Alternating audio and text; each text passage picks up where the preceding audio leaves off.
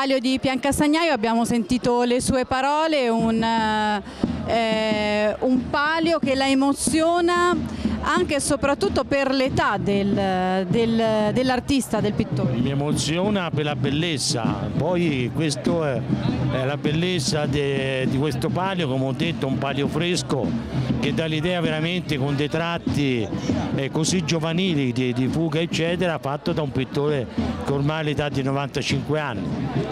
Ha dipinto anche quello del palio di Siena? Ha vinto il palio di Siena nel 2001, ma l'opera più importante di Silvano Campeggi, che è comunque un artista di fama internazionale, sono quelli di aver fatto i più grandi manifesti del cinema per la Gurmeyer e che quindi sono rimasti nella storia.